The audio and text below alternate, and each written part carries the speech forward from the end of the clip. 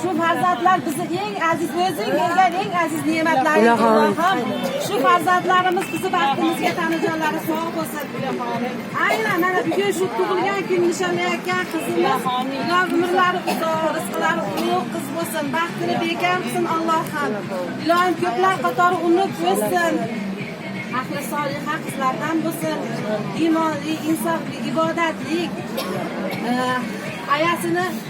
ayasiga rahmat beradigan eng aziz qiz farzandlardan bo'lsin. Ayasi ham shu farzandini baxtiga sog' salomat bo'lib, baxt kamolini ko'rib yursin ilohim. Ota-onasini yuzlarini yorug' qilib, kelash kunlar yana hammamiz to'planishib, yaxshi kunlar o'tirishni nasib aylasin.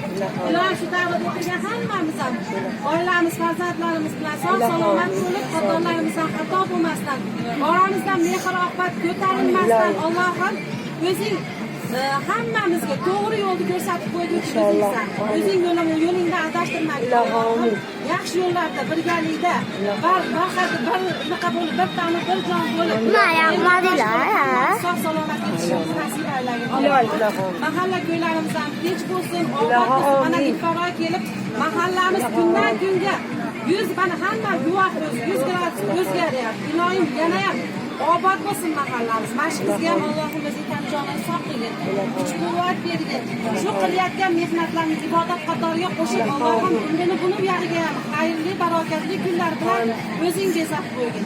Amin. Allohim o'zing hammamizdan rozi qo'ygin. Shu bugungi ham dasturxonlaringizda yozilgan savoblar otajoningizni boshlariga soyabon bo'lsin Allohim.